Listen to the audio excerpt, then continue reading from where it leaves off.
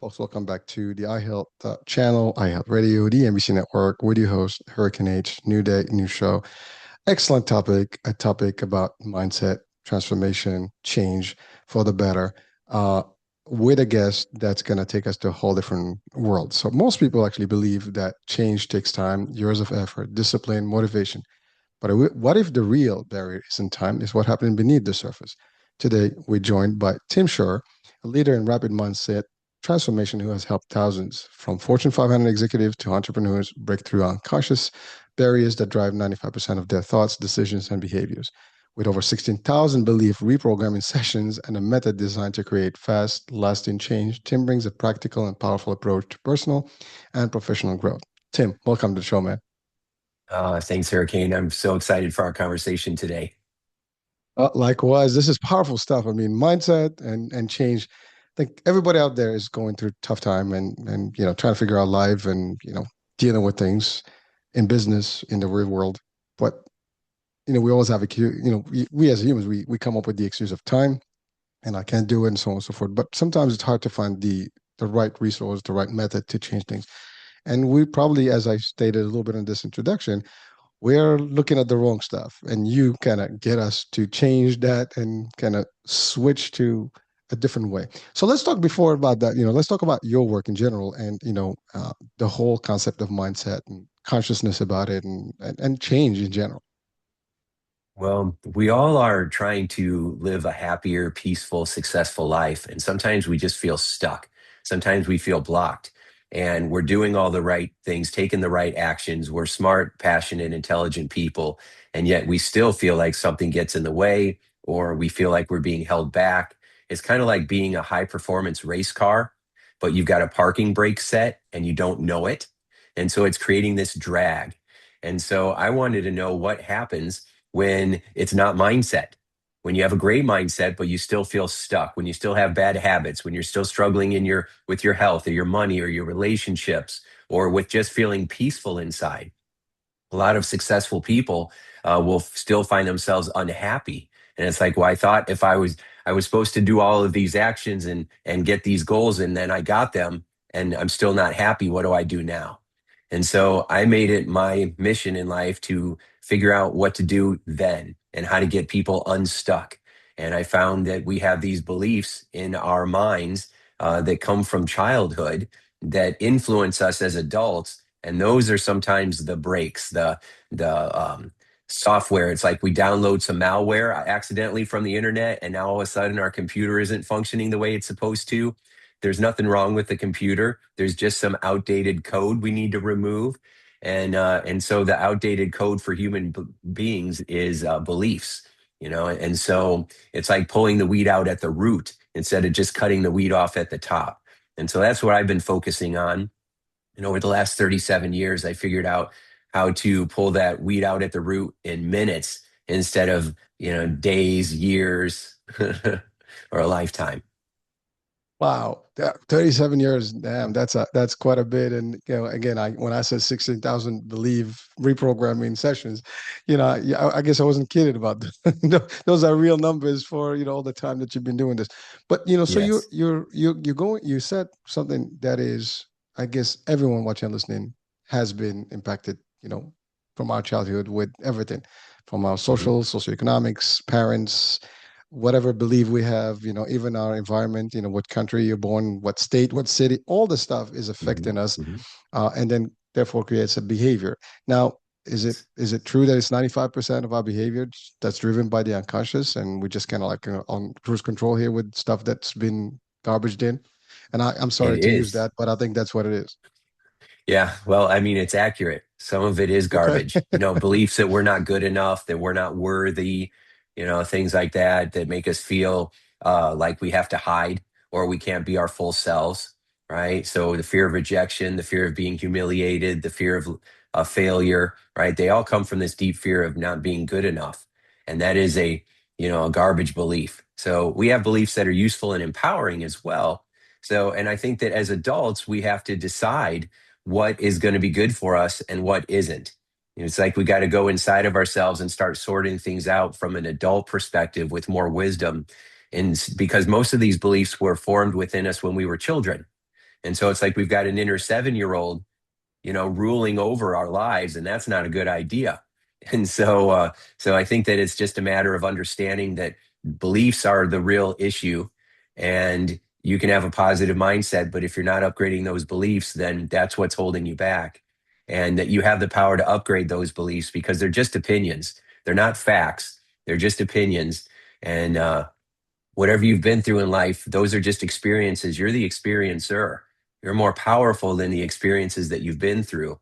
And so you have an opportunity here to be able to upgrade your beliefs, which will almost instantly upgrade your quality of life. Well, Tim, we're programmed, right? I mean, it's stuff that we've kind of picked up and it's part of it, but it also becomes comfort.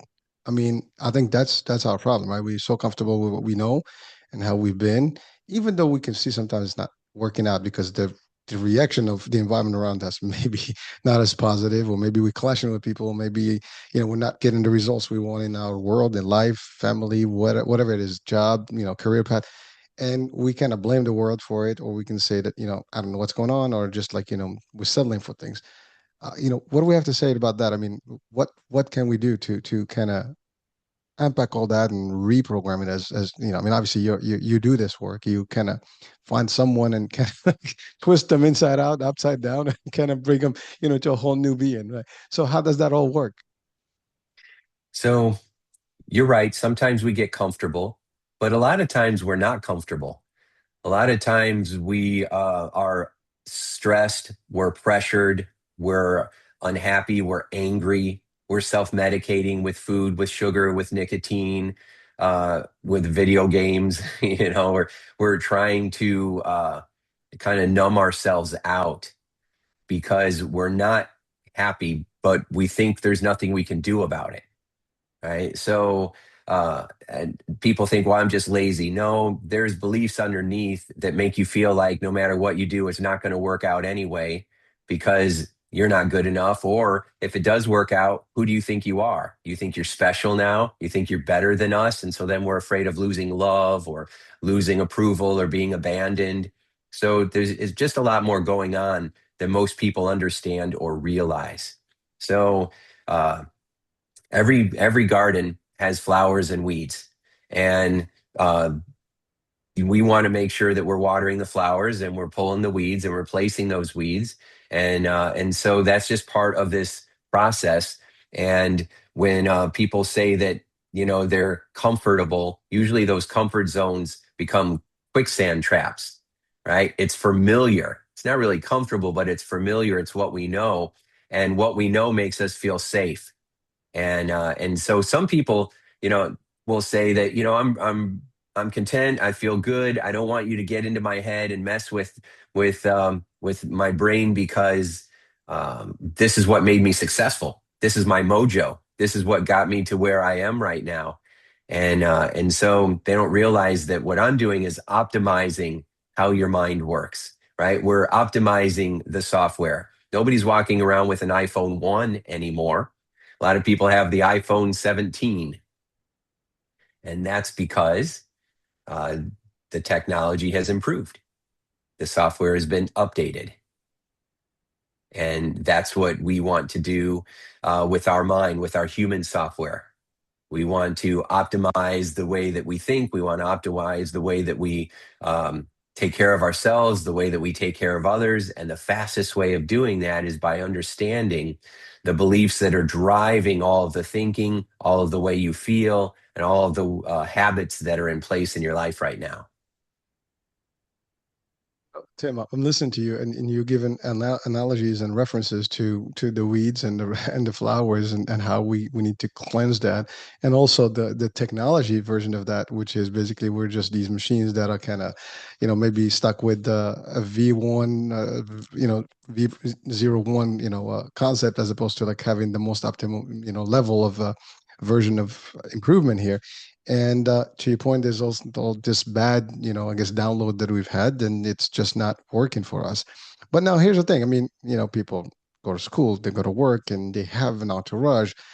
Typically, we kind of cling to these things and kind of expect that to fulfill us. But I think to what you're saying is that no matter what that is, it's really not the truth. We might just have the perception of fitting in. We have the perception that we're doing okay. Deep inside, we know we're not doing okay, and we're all struggling. Like mental health is a big deal, right? And everybody, I think, at any given point, probably needs some assistance one way or the other. Some of us more than others, but it doesn't matter. I think it's a big issue because we're just where we are now. There are traditional approaches that we all use. Obviously in this work, there's a lot of talk about motivation and discipline. I see a lot of stuff around that. So, what would you say about that as an approach, like getting people motivated and disciplined?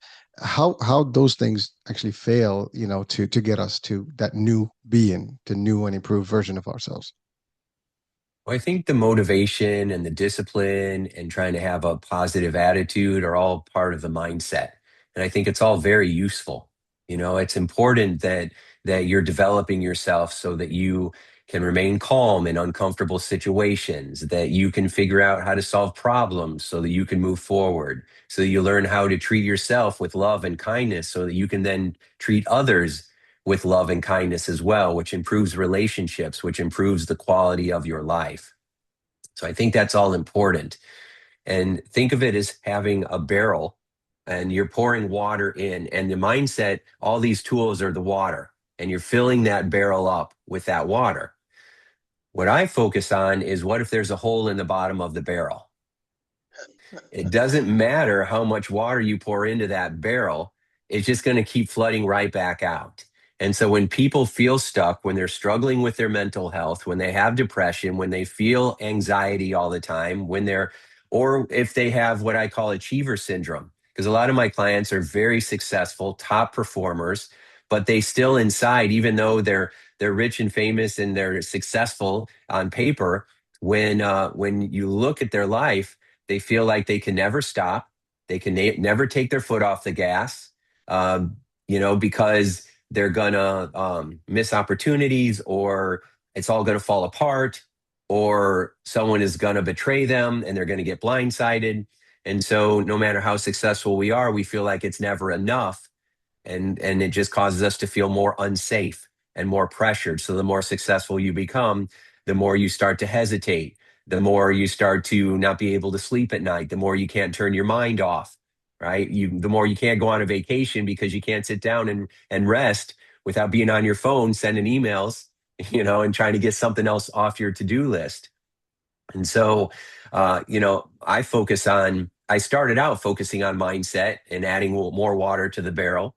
But I realized over the years that if you just patch some of those holes, and that's what we do with upgrading the beliefs, that you don't need as much motivation. You don't need as much discipline. You don't need to be so hard on yourself. You can actually excel with peace instead of pressure. So Tim, you refer to your clients, and these are folks that are really successful in the eye of the obvious, right? In the public, I mean, we would say these are like that's like who I want to emulate. That's who I want to be. That's kind of like the role models, right? And we all kind of look at these folks, day in day out, to whether through the media, social media now is more and more of that. There's a lot of influence and influencers. But the truth of the matter is that a lot of those folks, that's a facade. That's what they actually output in. But to your point, inside of them, it's a whole different. That they're still a person. They still have to They're live still just like human. everybody else. Hmm. They're human, Hmm. and they still have to deal with all the emotions and stuff. And sometimes Hmm. we see this, that people are giving a story or a visual that is not really the truth. And we hear sometimes over time that some of these folks, they crash, in a way or another, whether through mental health, through the relationship, through even their businesses, or God forbid, some people, even we've heard, we know of stories where people took their lives, right? So it is a Hmm. very difficult thing. Now the mindset, as a word, I mean, in your vocabulary, in your way, how do you define it? Because I think everybody knows what that means, but I don't know if we understand it well enough. Because what does that mean? Like, is that something that we've just acquired at birth, or is it something that we've developed, Hmm. as we're growing? And is it Yeah. really the truth? What it is, how we define it, or there's more to it? What is your take on that? Yeah, that's an amazing question. So it's a really great question. So let's chat about it. This is just my opinion, right? But I think that we are born with certain temperaments, certain personality types, right? So some people are more um, solution finders, right? They're always looking for the rainbow. They're always looking for the next solution. They go really fast. They're like a floodlight, right? They like to move fast. They like to do different things. They change their mind on the fly all the time. And then you have the problem solvers. And the problem solvers are more like a laser beam. They like things structured. They like things in order. They like to think more about a plan and then execute it and stick to the plan. So these are like personality types. Your mindset is the voice in your head and how you talk to yourself. I think that's what the mindset is. We walk around narrating our life every minute of the day. We might not realize that we're doing that, but we're reacting to situations based on the beliefs that we have already. And then also based on the story we're telling ourselves about what's happening and not the situation itself. And that story you tell yourself is influencing what you focus on, how you feel, what you do next, and then that produces results, right? And um, so when we're developing a mindset or emotional intelligence, what we're doing is we're developing a way of talking to ourselves and making ourselves feel loved, supported, accepted, resourceful, empowered, internal sense of control. This isn't just happening to me. And if something does happen to me, I still get to decide what meaning I'm going to give to it, how I'm going to interpret it, what I'm going to do with it next. I worked for many years helping people overcome trauma, right? And that was my expertise, is freeing people from trauma, anxiety, panic attacks. And people have been through some of the worst things imaginable, yet I've seen them be able to break through them and overcome them. And it's been incredible, the human spirit and what we can overcome. And it's because they learn how to take their pain and give it purpose, or they took their mess and they turned it into their message, right? And that is a skill. That's not just something we're born with. It is a skill. And if you're not good at it, I wasn't good at it. All of the things that I'm talking with you about right now, I didn't know any of this stuff. I certainly wasn't an expert or a specialist in this type of understanding. I had to learn it from scratch. I felt like I was the opposite of all of this. I was the guy that needed this the most. That's why I wrote books on self-esteem and how to have unshakable confidence and how to love yourself, um, and trust, in God more, because that's what I needed. And so I just found that, because I always thought it was just me. And then I found out now there's about 8 billion other people that are going through that as well. And so I'm just out here talking about it like you. And so that's what I think mindset is. And then I think the beliefs are these rules in our back of our mind that we're not talking about and we're not discussing, but they are there influencing that story that we tell ourselves. And if you upgrade the belief, so if I have a belief inside Hurricane that says, I'm not worthy, I'm not worthy, then whenever I look at any situation, I'm really looking through it through the lens of I'm not really worthy of this. So I sabotage opportunities.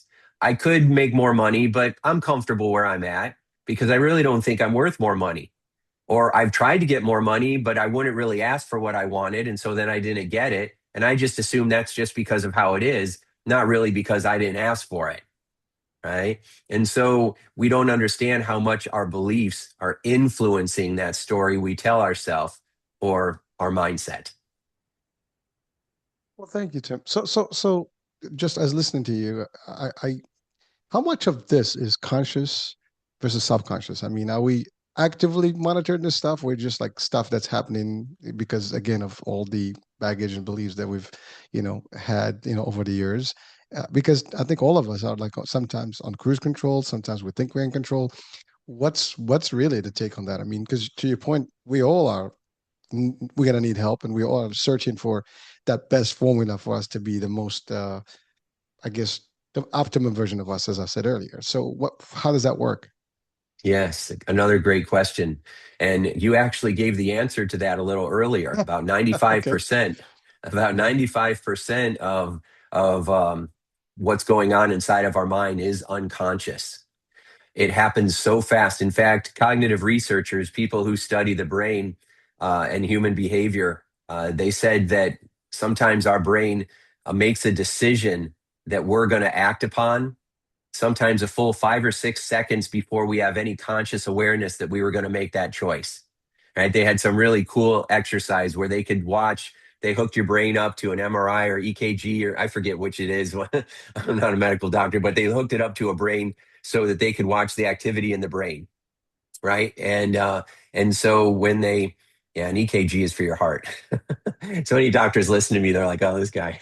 Well, But listen, anyway, it's okay. he can't be a specialist in everything. But anyway, so they hooked it up to the brain, and they could see activity in the decision part of your brain. Right. And they could see the activity, and then they would ask you to decide if you want to pick this color or that color. And they would see activity in the brain, and because that was your brain deciding which color it was going to be, and they would then time it, and sometimes they would see the activity, and then 5 seconds later you would say, I'm going to choose blue. And we think we're choosing blue because we like blue, but we chose blue because our brain chose it for us and told us what to do. So people are like, well, do you have free will, or are you just, kind of a slave to your brain? And that's a really good question.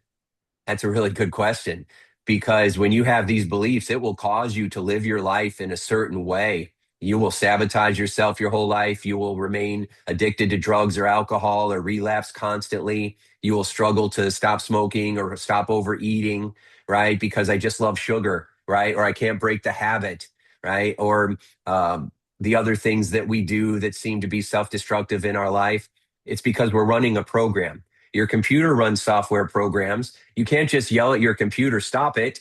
You got to get in there and you got to actually change the program. You got to rewrite the code, or the computer is going to keep running the software because that's what it's designed to do.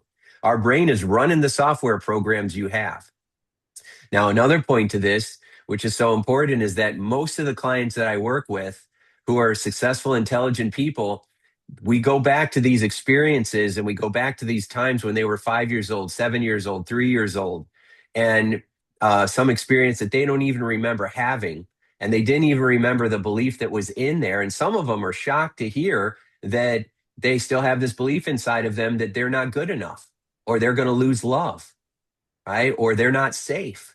Some people are like, yeah, that makes a lot of sense. And other people are shocked, and because they didn't connect the dots, they had no idea that that was still in there, or they thought they resolved that 20 years ago at a Tony Robbins seminar, and now here they are still struggling with the same issue, and they're really shocked. A lot of personal development people, a lot of therapists, a lot of people who work on themselves actively are always surprised that it's still, that belief that's in there that's messing with them, usually financially.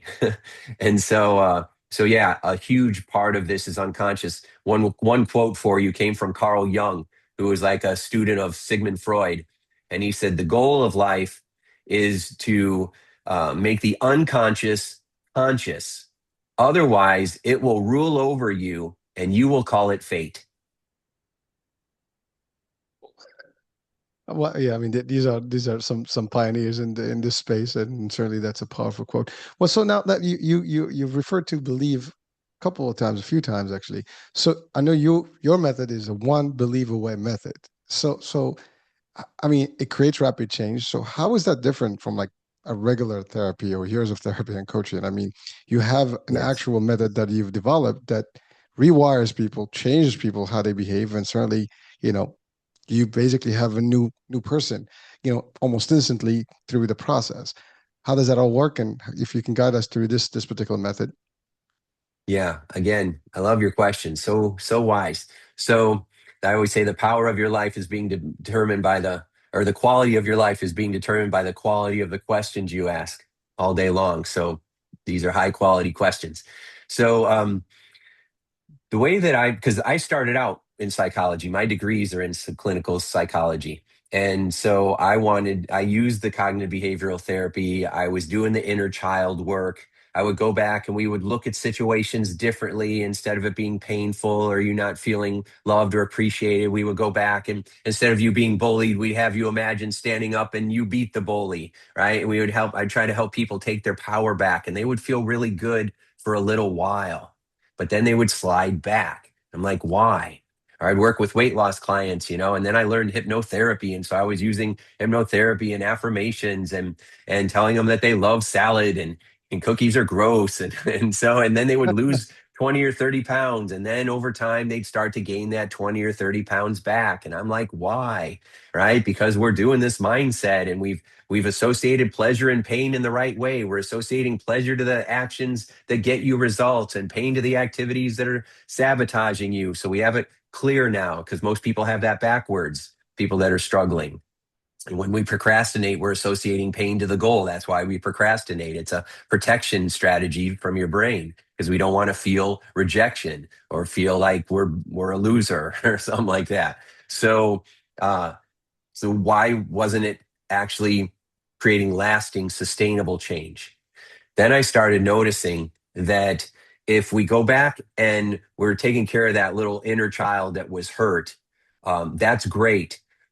But I realized that there was a belief that was formed during that time that we weren't really updating. We were missing a piece of the puzzle, right? It's like we had two numbers of the three-number combination on the safe. So we couldn't get that door open. It was such a struggle. And if you have the third number, the door swings right open and you can access the treasure very easily. But I was missing that third number. And I know about beliefs. People talk about your belief system and stuff. That's not anything new. But I found that if you go look for the belief specifically, you go find the belief itself, right? You went through all these experiences. What did your mind decide was true about you or the other people or the world you live in because of that experience? That's the rule. And if you go change the rule, most of us, I wasn't changing the rule. I was I wasn't pulling the weed out at the root. I was cutting it off. I was throwing dirt on it. I was planting flowers around it, but I never actually pulled the weed out all the way at the root. So it kept growing back. So now I go and I find the belief first. I go back to the event or situation that's most responsible for the way you're feeling right now. We go back to that time when you were a kid, and it's not always when you're a kid, but most of the time. And then we start to give you resources you didn't have at that time. And then we start to figure out what is it that you need from you, that you need to give to yourself, not that you're chasing from everybody else or you're trying to earn or you're trying to prove that you're worthy. What do you need from yourself? Do you need more love? Do you need more self acceptance? Do you need more support and encouragement? Do you need more understanding? Do you need more protection so you feel safe?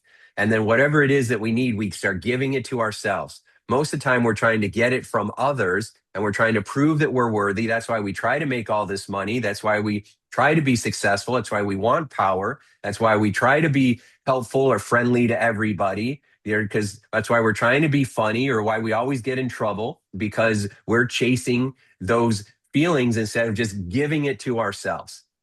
So we give them to ourselves, and then that's where I would always stop. And then I realized if you go a little bit deeper and you just ask them, what was the old belief you used to have about yourself because of those experiences? And there's, I'm not worthy. I'm not enough. I'm not safe. I'm not loved. I can't do it. When I say I'm not enough, that means I'm not smart enough. I'm not good looking enough. I'm not brave enough, right? I'm not enough because I shouldn't even have been born because my mom had me when she was super young and I was an accident and I wasn't supposed to even be here. And then she resented me her whole life because I ruined her life, or my dad left us because I wasn't worthy enough of him sticking around. I wasn't good enough for my dad to stay. And so when you find that core belief and you upgrade that, what would you rather believe instead? If you can believe anything you want and you can, what would you rather believe instead? I'd rather believe that I am enough, that I am worthy, that I love myself. God loves me. I love me. I'm loved by others, right? And when you start to upgrade that core rule in your mind, it's like a domino. You push one domino over, it starts knocking all the other dominoes over. You patch the hole in the bottom of the barrel. Now all that water is being held and contained. All the other tools, everything else that you've been doing is working now. Someone gives you a compliment and you say thank you instead of, yeah, whatever, or well, you want something, right? Now you're like, thank you, because you're actually receiving it because you feel you're worthy of it. And then you start complimenting others, and all of a sudden your relationships are better, or you're attracting new opportunities into your life. You're asking for what you want now because you believe I deserve it as much as anybody else. And then you start to reinforce the new belief based on these new experiences. And I think that that is the clearest way that I can explain this journey that took me 30 years to figure that out, a long time. And so that it's just that one missing piece about finding the belief. So I encourage everybody that's listening to become a belief hunter. And no matter what you're going through, if you want to change something, if you're not feeling good about something, ask yourself two questions. What would I have to believe in order to feel this way or think this way or behave this way? And then what would I rather believe instead? And if you start focusing on that, you're going to start to create some magical breakthroughs in your life. Well, Tim, I'm listening to you. Like I think it's a magic formula that you just thrown at everyone that's watching or listening right now, because I don't think we're designed to actually think that way and like and keep that question in front of us. And I think we just kind of highlighted. And by the way, it is a very simple concept. I mean, I know you worked 30 years plus to discover this way where she's the source, and it's always there, but none of us kind of like and I'm not going to judge everybody that's out there, but that we really look at it from that angle and kind of like are even trying to figure out that the answer to that question. And I think once you do, eureka, it's done. I mean, it's like wow, it's like what the hell just happened. It's like the Mhm. magic touch, right? So it's like Mhm. we talk about the youth, source of youth, whatever the place where you can get the anti-aging or like immortality. This is actually better, I think, because if you can open yourself up from all that stuff and finally find the one thing that's destroyed your life all along and face it straight up head on, and then Mhm. transform all that, you rewire everything. Now you're like a whole new you, and to your point, your impact now is positive across everything. Your energy emanates across, and whatever that positivity mindset that you just acquired now is going to apply to everything around you, which is amazing. So I know we're tight on time. So now let's see this. I mean, the way I'm seeing this, if you're listening and watching right now, I mean, the real step that you have to do can take today. I think you just reach out to Tim and see if you can work, with him on this particular approach to stuff. Yes, I know we're gonna. He gave us a little bit of the tool, but really there's more behind this. If that was that easy, it would be a lot simpler. It's not. But the idea is you need someone to really get into it, like understand where to reach and how deep they can go in, because a lot of us are pretty much saturated with the ideologies, and that's the other thing. As you age, I think a lot of the stuff is really set in stone for us. Like we don't want to change anything, even though it hasn't served us well, but but that's typically how it is. And what you're offering, Tim, is something different that, it's like almost invigorating. It's like this is like a new me. Like it's something that's like a new high for anyone watching and listening. I think this is going to be a big, a life changer, literally. So how can people work with you, Tim? I mean, I know you're available. I mean, in person, online. How does that work? What kind of programs people can look forward to working with you? Yes. Well, thank you very much. I appreciate that. And yeah, sometimes people say, "Oh, you can't teach an old dog new tricks." But yes, you can. I mean, most of my clients are in their 50s, right? And they're wanting to have this breakthrough or this new level of peace and understanding, and that's just having a growth mindset. So, and it is remarkable how much it can change you. What I described is simply the first step, in a short journey in a series of steps, but it's the most powerful one.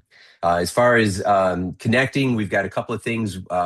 We can put the links in the show notes. I've got my One Belief Away book. You can get the ebook version of it, and download it right now at onebeliefawaybook.com. And it has all these experiences. This book changes you while you read it.